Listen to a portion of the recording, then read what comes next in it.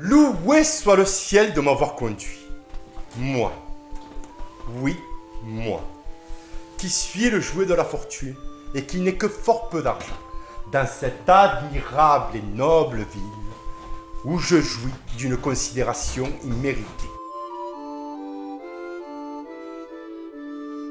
Toi, tu dors et moi, je suis dévorée par le feu. Qu'est-ce que vous dites?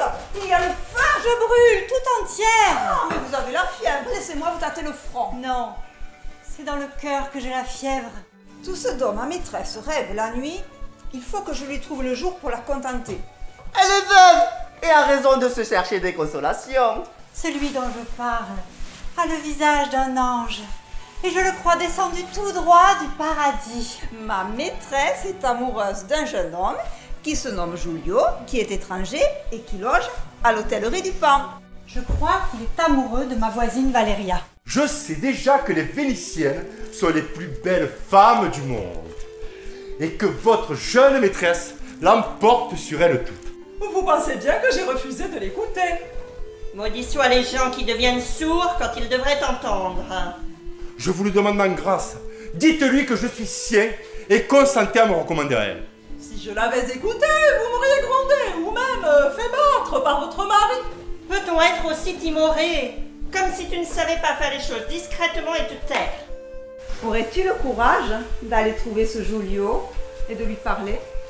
La prochaine fois que tu le croises, salue-le courtoisement et dis-lui « Ma maîtresse vous remercie ».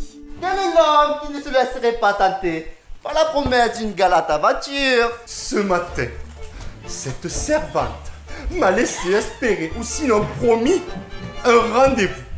Et à présent, voici ce crocheteur qui m'invite à un plaisir certain. Oh quoi, l'amour? C'est toujours comme ça. D'abord les tourments, et puis ensuite le plaisir.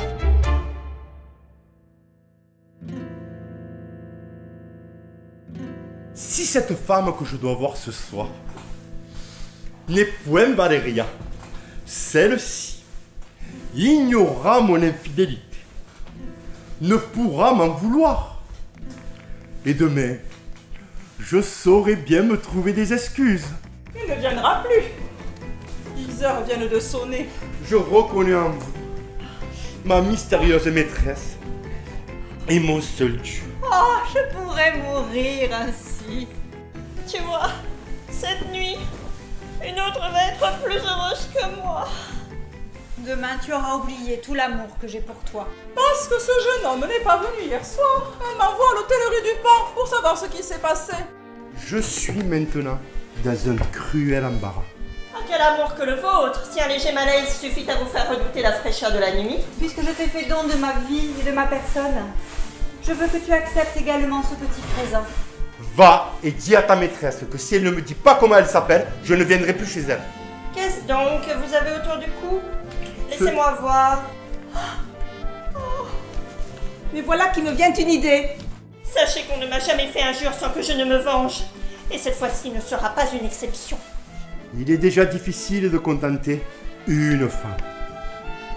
Alors deux, c'est impossible.